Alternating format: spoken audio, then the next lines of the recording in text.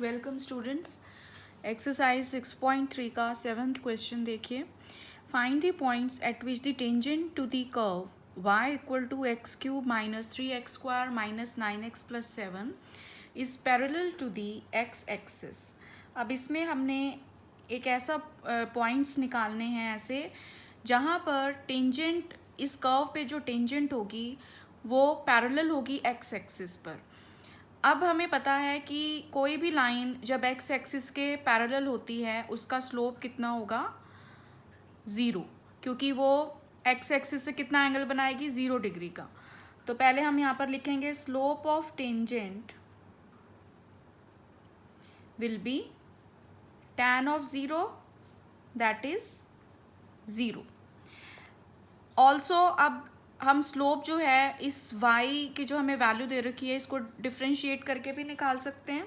तो also slope of tangent is equal to dy by dx।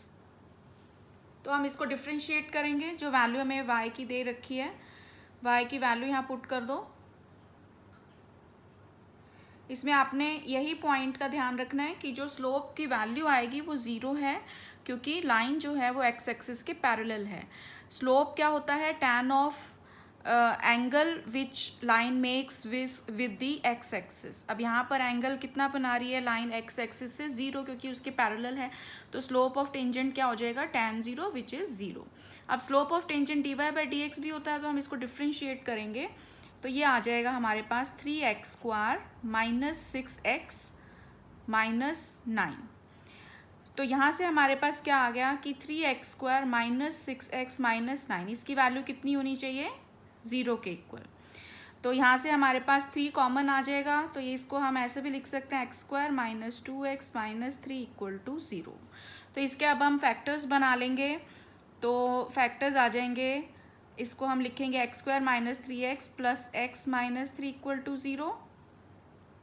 तो यहाँ से x common x minus 3 plus 1 common x minus 3 equal to 0। तो हमारे पास factor आ जाते हैं x माइनस 3 और x प्लस 1। तो x माइनस 3 को यदि हम 0 के इक्वल रखेंगे तो x की वैल्यू आ गई 3, और अगर आप x प्लस 1 को 0 के इक्वल रखोगे तो x की वैल्यू आ गई माइनस 1।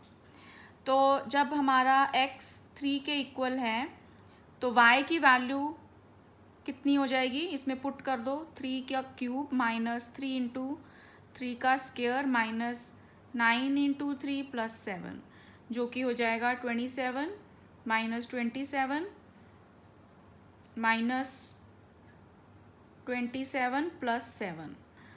तो ये आ गया हमारे पास माइनस 20। और जब हमारा x की वैल्यू माइनस 1 है तो y की वैल्यू कितनी आएगी, फिर से y में पुट कर देते हैं x की वैल्यू। तो ये आ जाएगा हमारे पास माइनस 1 माइनस 3 प्लस 9 प्लस 7। तो 16 माइनस 4 ये आ गया 12। तो रिक्वायर्ड पॉइंट्स हमारे क्या आ गए, जहाँ पर टेंजेंट का स्लोप एक्स एक्सिस के, टेंजेंट जो है वो एक्स एक्सिस के पैरेलल है।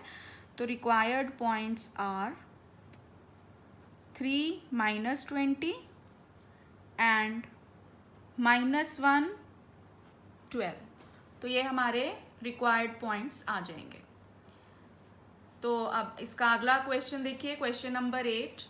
क्वेश्चन नंबर 8 में अब हमें दिया हुआ है find a point on the curve y equal to x minus 2 का whole square at which the tangent is parallel to the chord joining the points 2 0 and 4 4। अब इसमें कंडीशन क्या दी हुई है कि इस कर्व पे जो टेंजेंट होगी वो पैरेलल होगी उस कॉर्ड के जिसके पॉइंट्स हमें दे रखे हैं 2 0 एंड 4 4। इनको, इन दोनों पॉइंट्स को जब हम ज्वाइन करेंगे, जो कॉर्ड बनेगा, जो लाइन बनेगी, उस लाइन से ये जो टेंजेंट है वो पैरेलल है।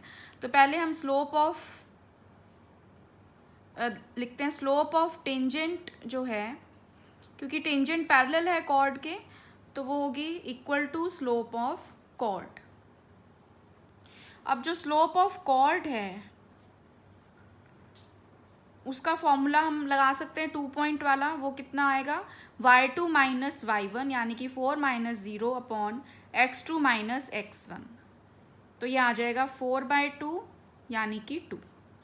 तो यहाँ से हमारे पास टेंजेंट का स्लोप कितना आ गया 2। अब स्लोप ऑफ टेंजेंट dy/dx के इक्वल भी होता है। Also slope of tangent is equal to dy/dx। तो इसको हम डिफ्रेंशिएट करेंगे x माइनस 2 का होल स्क्वायर, तो इसकी वैल्यू आ जाती है 2x माइनस 2। x माइनस 2 का डिफ्रेंशिएशन 1 ही होता है, तो ये 2 इंटू एक्स माइनस 2 आ गया। तो यहाँ से हमारे पास क्या आ गया 2 इंटू एक्स माइनस 2 किसके इक्वल आ गया 2 के इक्वल। तो 2 से 2 कैंसिल हो जाएगा, तो x माइनस 2 की वैल्यू आ गई 1 and we can say x की वैल्यू आ गई 2 प्लस 1 यानी कि 3। तो जब x की वैल्यू 3 है तो y की वैल्यू इस कर्व में हम पुट करके निकाल सकते हैं। y की वैल्यू क्या बन जाएगी 3 माइनस 2 का होल स्क्वायर दैट इज 1 का whole square that is 1। So required point यहाँ पर हमारे पास क्या आ जाएगा 3 1। तो ये हमारा आंसर आ जाएगा इस क्वेश्चन का। So this completes 8th question. Next question देखो इसका 9th क्वेश्चन। अब 9th क्वेश्चन में हमें दिया हुआ है find the point on the curve y equal to x cube minus 11x plus 5 at which the tangent is y equal to x minus 11। अब हमने वो पॉइंट निकालना है उस कर्व पे जहाँ पर टेंजेंट क्या दी हुई है y equal to x minus 11। तो अब सबसे पहले हम देखते हैं कि slope of tangent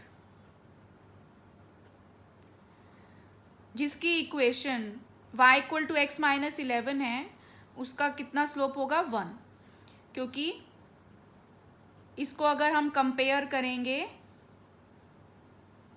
y equal to m x plus c से तो m की वैल्यू कितनी है 1, तो स्लोप ऑफ टेंजेंट है 1। अब ऑल्सो स्लोप ऑफ टेंजेंट और किसके इक्वल होता है dy/dx के। तो y की वैल्यू हम पुट कर देते हैं, तो ये आ जाएगा d/dx of x cube minus 11x plus 5। तो ये हमारे पास वैल्यू आ गई 3x स्क्वायर माइनस 11। तो यहाँ से 3x स्क्वायर माइनस 11 ये किसके इक्वल आ जाएगा 1 के इक्वल। तो 3x स्क्वायर की वैल्यू आ जाती है 1 प्लस 11 यानी कि 12। तो x स्क्वायर की वैल्यू आ जाएगी 12/3 यानी कि 4। तो x की वैल्यू आ जाएगी 4 का अंडर रूट यानी कि प्लस माइनस 2। तो ये हमारे पास वैल्यू आ जाती है x की।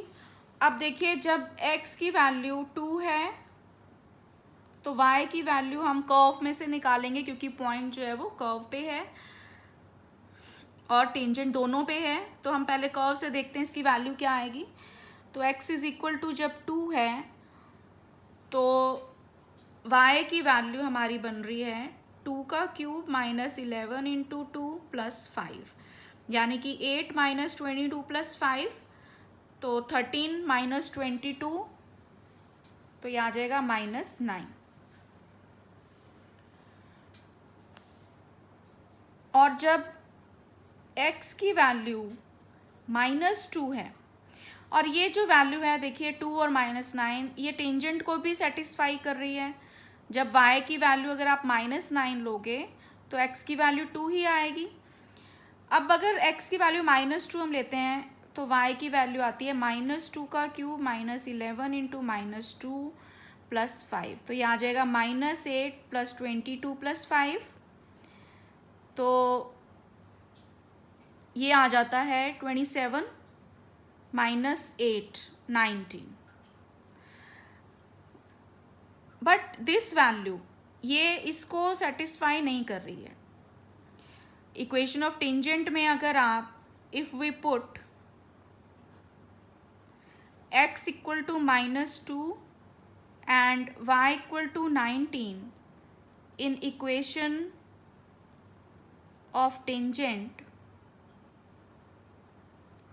it does not satisfy. उसको सेटिस्फाई नहीं करेगी, क्योंकि आप देख सकते हो x को -2 आप यहाँ पे पुट करोगे तो -13 आता है, but that is not equal to 19.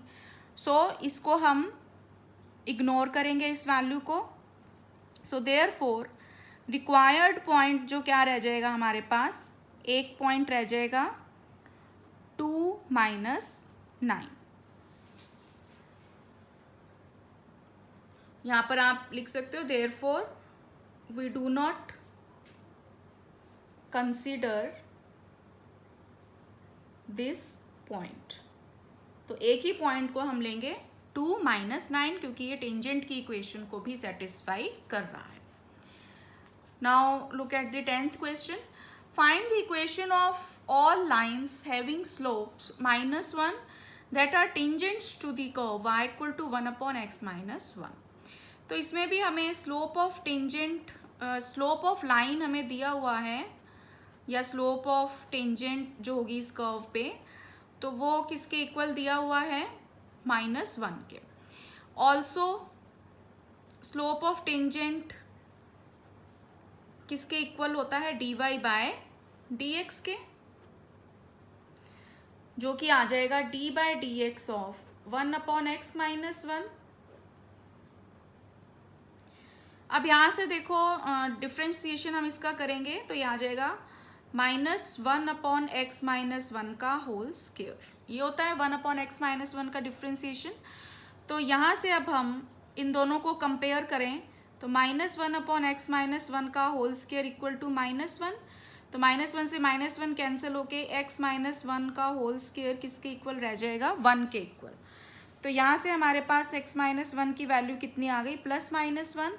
तो x की हमारे पास 2 वैल्यूज़ आ जाती हैं, x equal to -1 equal to 1, या फिर x - 1 इक्वल टू -1. तो यहाँ से x की वैल्यू आ जाती है 2, या फिर x की वैल्यू आ जाएगी -0, सॉरी, यहाँ से 0 आ जाएगी x की वैल्यू. अब देखो जब x की वैल्यू 2 है तो y की वैल्यू कितनी आ जाएगी, 1/2 - 1 दैट इज 1. तो देयरफॉर जो हमारी लाइन है passes through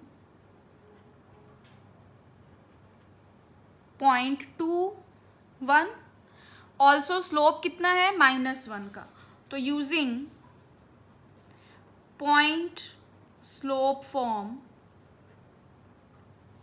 equation of line, इस केस में क्या आ जाएगी, y - y1 equal to m यानी कि स्लोप -1 x - x1 यानी कि 2. तो इसको हम सिंप्लीफाई कर लेते हैं. तो ये वैल्यू हमारी बन जाती है y - 1 इक्वल टू -x + 2, और दिस इम्प्लाइज y + x, और 2 को भी इधर आप ले आओगे, -3 इक्वल टू 0. तो ये हमारी एक इक्वेशन आ गई. अब दूसरी इक्वेशन के लिए when x is equal to, दूसरी वैल्यू हमें 0 दे रखी है, तो y की वैल्यू कितनी बन जाएगी, 1/0 - 1 दैट इज -1. तो इस केस में इक्वेशन ऑफ लाइन क्या आ जाएगी,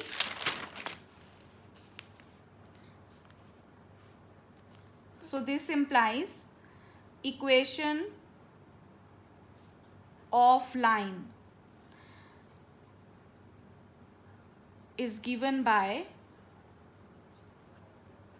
y माइनस, अब y1 की वैल्यू कितनी है, -1 इक्वल टू स्लोप -1 और x की वैल्यू है 0. तो यहाँ से हमारे पास आ गया y + 1 = -x,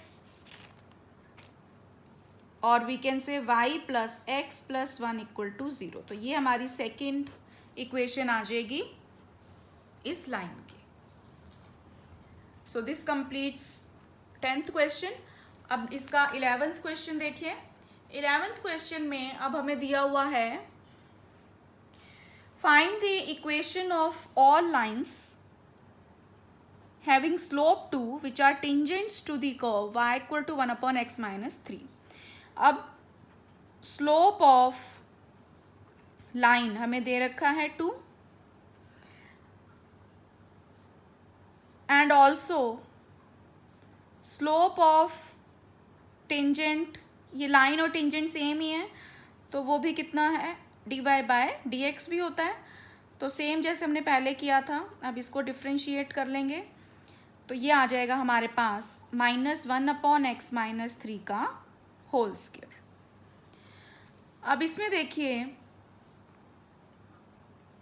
अब दोनों को इक्वल रखते हैं तो -1/x - 3 whole square should be equal to 2।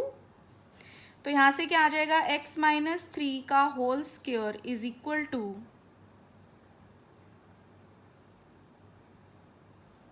-1/2। But this is not possible क्योंकि स्क्वायर कभी भी नेगेटिव नहीं हो सकता, तो which is not possible because square can not be negative.